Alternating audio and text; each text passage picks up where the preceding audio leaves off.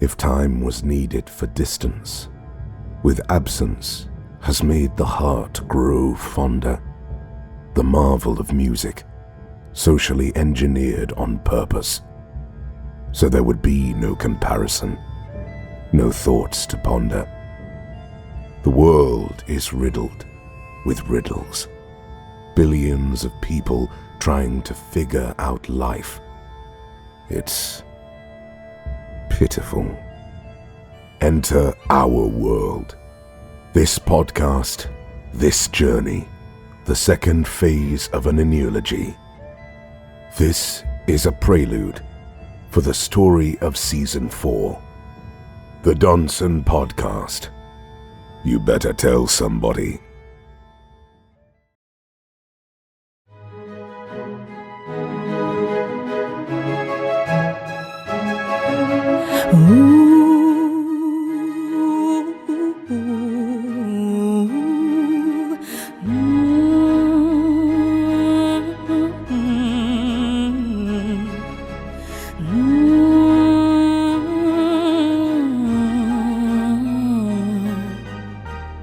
Donesonians, the freedom of creativity has arrived.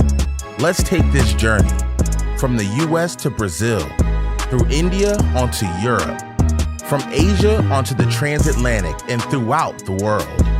We'll call it the dark side. The Doneson Podcast is in full effect.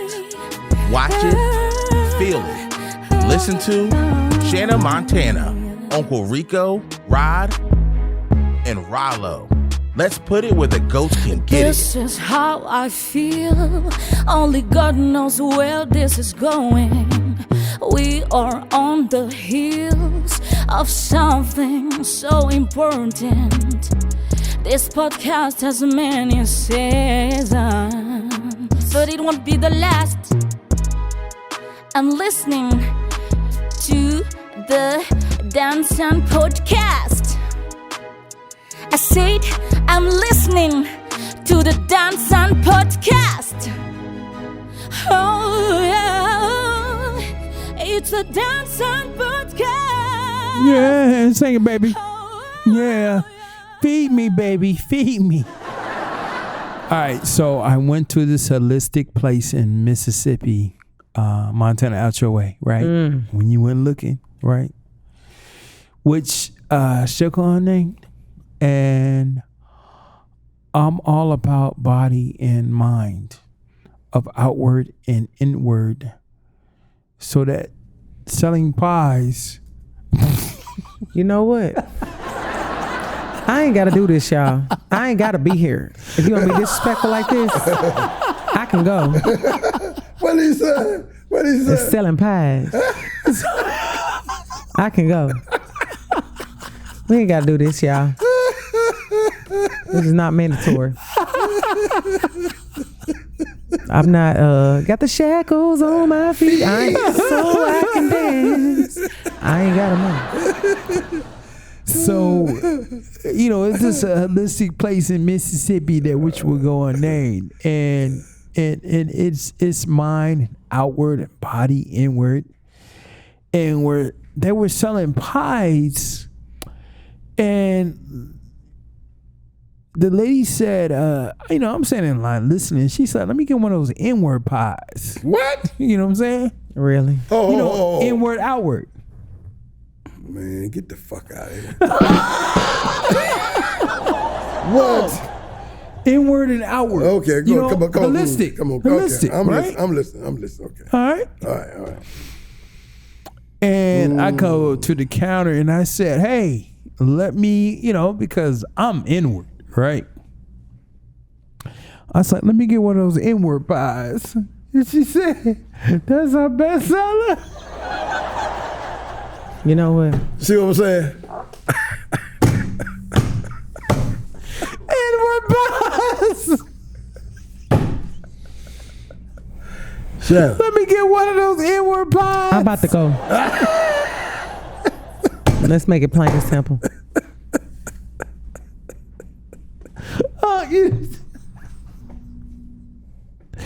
So don't forget to tune in every Monday for the audio version of the Doneson Podcast. Yeah, Doneson. And every Wednesday on our YouTube channel titled The Doneson Podcast. As a reminder, we have a corporate team building project that's been going on involving Joey, Evan Evick, Rollo, Oliver. So the gang will be back October the 3rd, and y'all know that I'm super excited to have them back, y'all. All right. Now it's time for the Doneson Riddle Show.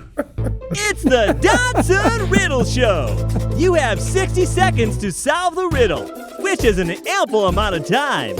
If you answer wrong, a dummy's getting electrocuted. And here's your host, Rod. Boo. Okay. So this is real. You have 60 seconds to solve this, right? Check this out, y'all. You ready? Mm-hmm. You live in a one-story house made entirely of redwood. What color would the stairs be? You live in a one-story house made entirely of redwood. What color would the stairs be? Red. Shit, I don't know. Let me repeat this, y'all. Think about this. You live in a one-story house. One-story house made entirely of redwood. What color would the stairs be? Ain't no stairs. Thank you. Goddamn, Good job, Unc. I literally was sitting here thinking like, what stairs? Ain't no stairs. Right. Good job. Come on, man. All right, Shanna Montana, let's get it. Montana, here they go again. Another later. Oh, This is what they wrote. Mm-hmm. A little, oh yeah. A little, oh no. And a lot, you gotta be kidding me. Montana is a crazy. Yeah, let's get it. Even though I'm feeling sad, it's only one day. I turn into you, it makes my day. I'm watching your YouTube on a Wednesday. Listening, this letter so funny. Oh, yeah.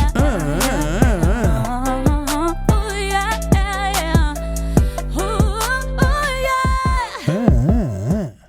All right. So today's letter is titled The City. City Girls? No, The City. And the writer is from Boston, Massachusetts. Oh, you've been getting some from the New England region. And we got a name? Yeah, no. Name Jim Crow.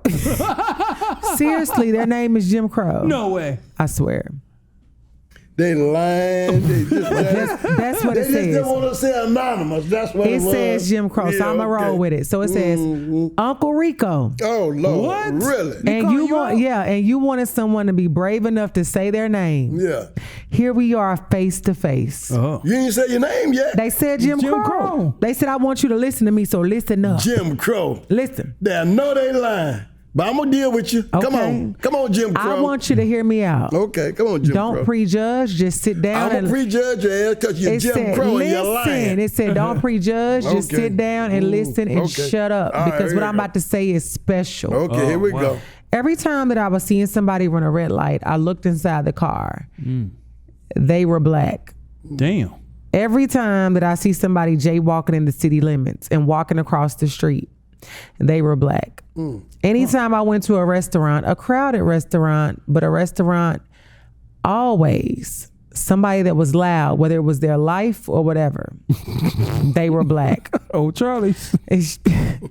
When I turned on the news, when I got home from work, the first images were of black people in orange jumpsuits. Damn. Every day in a date with black people doing crime on the evening news. I would travel through certain parts of town to get to work, already get to the good spots in the city. I look over to my right, I look over to my left. I see black men middle-aged sitting around in the shade doing nothing, maybe discussing old times and drinking. They were all black. Damn. Anytime I've ever heard of a drug dealing with arrest, they were black. Hold up. Don't get emotional. Stay seated. Listen to what I'm about to reveal. You hear this on? So one year I took a vacation to Miami Springs, Florida, and we stayed in Hialeah, Florida, maybe 10 minutes away. One shot by Hialeah police officer. 2 others arrested following armed carjacking of elderly man. The men were black still. The following year, I took a trip to Albuquerque, New Mexico. The craziest thing is that I saw whites running red lights. I saw white people sitting at bus stops hanging out, coming up to my car asking me for money with missing teeth. She was white. I saw a drug bust of 15 people on TV. Yes, I did. Yep, I counted them. 2 out of 15 interesting. They were white. It was very strange that I live in a city that is majority white, Boston, but the majority of negative news is geared towards black people. This has shaped my way of thinking the news has. Yes, it's shaped and created biases based off of visualization. The city is a city not because of color, but because of humans trying to fit in a society that excludes them. And they stop right there. What you think about that? Because they called you out. Yeah, they called you out. What you think? Basically, what I think is a setup. That's the question. It's been a setup from the very beginning. The media and those in power has always and will continue to try to monitor and dictate your thoughts. They're trying to control your mind on what you believe and how you think and how you should understand life to be. And this is why, society's set up whereas they show you certain things. Yeah. Always. And eliminate you from seeing other things. Because I go back as a little kid, man.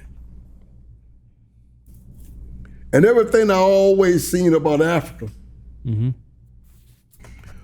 was men running through the jungle, swinging on ropes and trees, lions and tigers and bears,